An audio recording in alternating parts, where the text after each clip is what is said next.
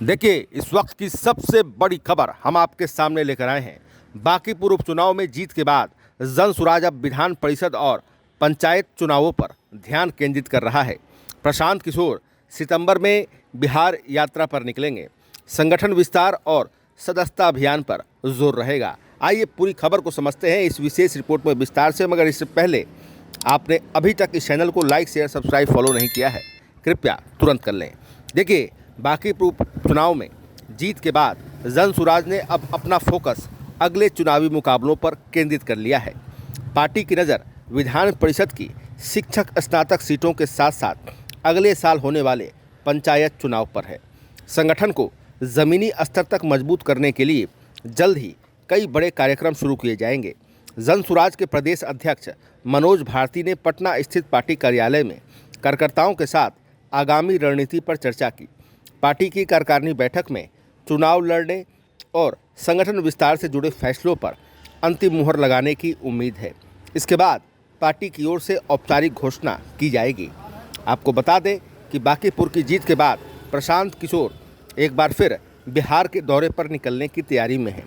प्रस्तावित कार्यक्रम के मुताबिक सितंबर से वह अलग अलग जिलों, गांवों और कस्बों का दौरा कर सकते हैं। पार्टी इस यात्रा को संगठन विस्तार से जोड़कर देख रही है। इससे पहले विधानसभा चुनाव से पहले प्रशांत किशोर ने पदयात्रा के जरिए बिहार के कई हिस्सों का दौरा किया था। अब नई यात्रा का फोकस पार्टी के संगठन को मजबूत करने और आगामी चुनावों के लिए ज़मीनी तैयारी बढ़ाने पर रहने की बात कही जा रही है।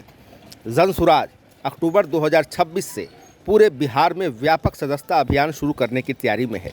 यह अभियान करीब 3 महीने तक चलाने की योजना है। पार्टी नेताओं और कार्यकर्ताओं को ज़्यादा से ज़्यादा लोगों को संगठन से जोड़ने की जिम्मेदारी दी जाएगी। पार्टी का लक्ष्य गांव से लेकर जिला स्तर तक अपना संगठन मजबूत करना है।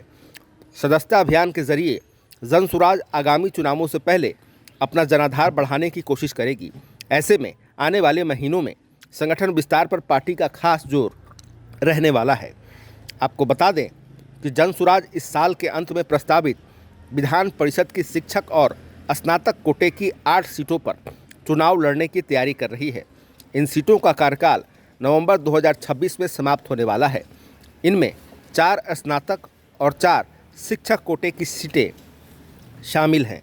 प्रस्तावित सीटों में पटना स्नातक, पटना शिक्षक, दरभंगा स्नातक, दरभंगा शिक्षक, तिरहुत स्नातक, तिरहुत शिक्षक, कोसी स्नातक और सारण शिक्षक शामिल हैं। जनसुराज के मैदान में उतरने से इन सीटों पर चुनावी मुकाबला और रोचक होने की संभावना है।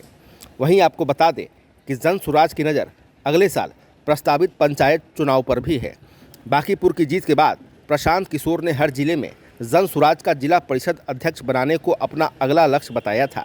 इसी दिशा में पार्टी अभी से पंचायत स्तर पर संगठन तैयार करने में जुटी है। प्रशांत किशोर की प्रस्तावित बिहार यात्रा को भी पंचायत चुनाव की तैयारी से जोड़कर देखा जा रहा है। पार्टी गांवों तक पहुंच बढ़ाने और स्थानीय स्तर पर मजबूत चेहरे तैयार करने की रणनीति पर काम कर रही है। आपको बता दें कि हाल ही में बांकीपुर विधानसभा सीट के उपचुनाव में जनसुराज ने भाजपा उम्मीदवार नीरज सिन्हा को 19,000 से अधिक मतों के अंतर से हराया था। इस जीत के साथ प्रशांत किशोर की पार्टी को अपना पहला विधायक मिला। बांकीपुर को लंबे समय से भाजपा का मजबूत क्षेत्र माना जाता रहा है। बांकीपुर की जीत के बाद पार्टी कार्यकर्ताओं का उत्साह बढ़ा। अब एमएलसी और पंचायत चुनाव जनसुराज के लिए अगली बड़ी परीक्षा होंगे। सवाल यही है कि बांकीपुर की जीत को प्रशांत किशोर कितनी तेज़ी से पूरे बिहार में संगठनात्मक ताकत में बदल पाते हैं। तो फिलहाल खबरों में इतना ही।